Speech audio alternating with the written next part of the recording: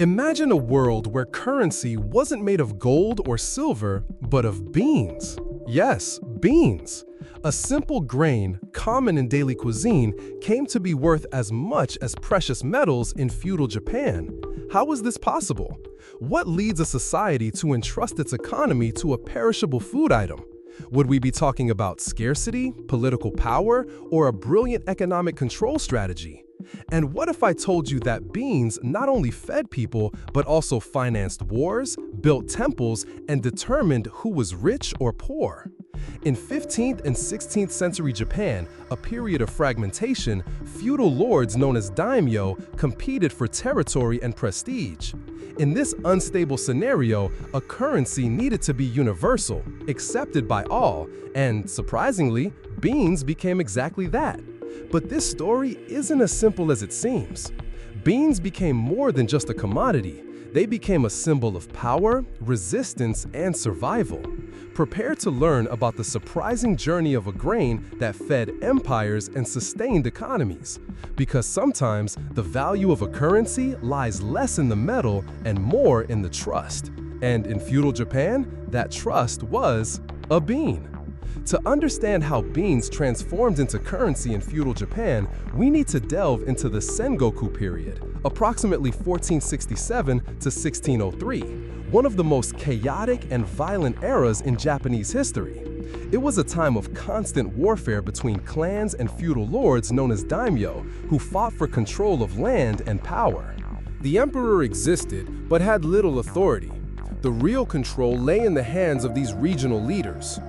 Amid this political and economic instability, the use of rice as a form of payment was already common.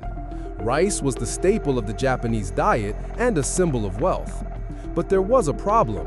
Rice was extremely valuable, making it impractical for small transactions. It was like trying to buy a candy bar with a gold ingot. There was a need for something smaller, divisible, and equally reliable. It is in this context that beans enter the scene. More specifically, soybeans and azuki beans, grains commonly used in Japanese meals and rituals. These beans began to be used in local commercial exchanges, especially in agricultural regions where production was abundant. They had clear advantages. They were lightweight, could be stored for some time, and were accepted by farmers, merchants, and even warriors. Buddhist temples, which had enormous influence over the people and the land, also played a crucial role. Many of them received beans as a form of tribute and tithe, reinforcing their symbolic and economic value. In some regions, beans were literally counted, stored, and redistributed as if they were official currency, which in practice made them a local unit of value. Another crucial factor was monetary decentralization. Japan did not have a unified coinage system during this period. Many regions minted their own currencies or used ancient Chinese coins.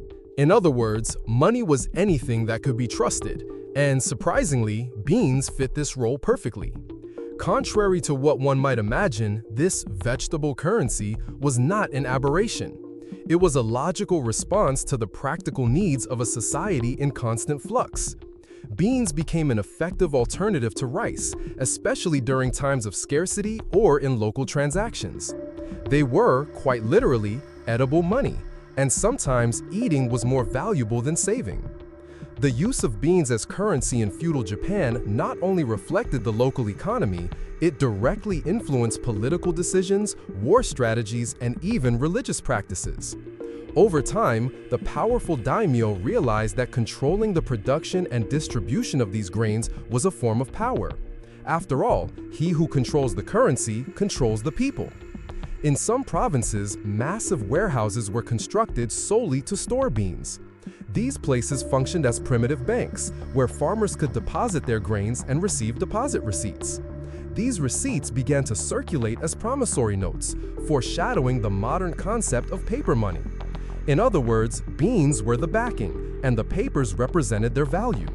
This allowed for safer transactions without the physical transport of food, which was essential during times of war or instability. There are records indicating that during certain military campaigns, generals and samurai received partial payment in beans. not only to feed the soldiers, but also to ensure their loyalty. It was a currency that met the most immediate needs, staving off hunger and negotiating supplies. Religiously, beans also played a curious role.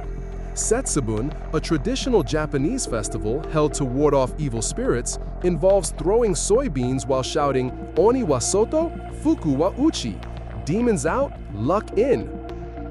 This symbolism helped reinforce the ritualistic value of beans and, by extension, their legitimacy as currency. But like any alternative currency, beans had their risks. They were perishable, susceptible to pests and weather. A poor harvest could cause inflation, and overproduction, devaluation. During wartime, attacks on bean fields or warehouses were deliberate strategies to destabilize entire regions. Even so, the system worked for decades. The collective trust in the utility of beans was so immense that in many villages, metallic coins were not used for years. This model only began to lose momentum with the onset of Japan's unification under the command of Oda Nobunaga, Toyotomi Hideyoshi, and ultimately Tokugawa Ieyasu. With the centralization of power came also the standardization of currency. Nevertheless, the legacy of beans as currency did not disappear. It survived in agricultural practices, cultural traditions, and popular expressions. And it shows us something important. Money is above all a social construct. It doesn't matter if it comes in gold, paper, or beans. If everyone believes in its value, it works. And in feudal Japan, this belief was taken so seriously that even the humblest grain became a symbol of power. The history of beans as currency in feudal Japan invites us to a powerful reflection on the true value of money. After all, what makes something valuable? Is it the material it's made of? The backing of the state?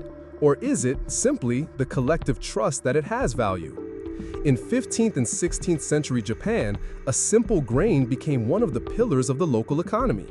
It fed people, paid debts, financed armies, and sustained temples.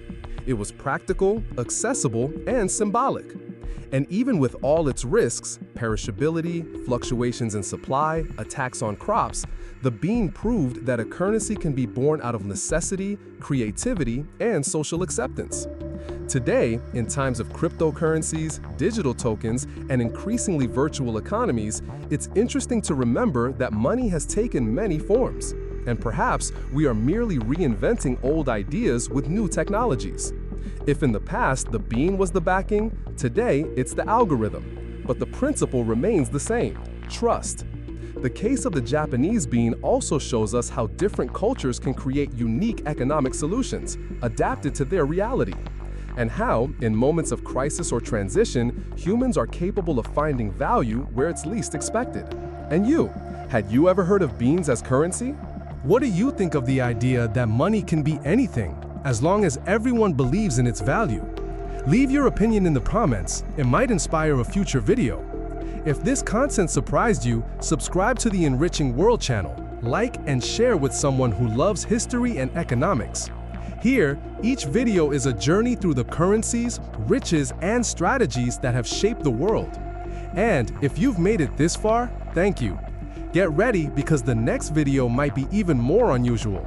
From coffee beans used as salary to giant stones as a store of value.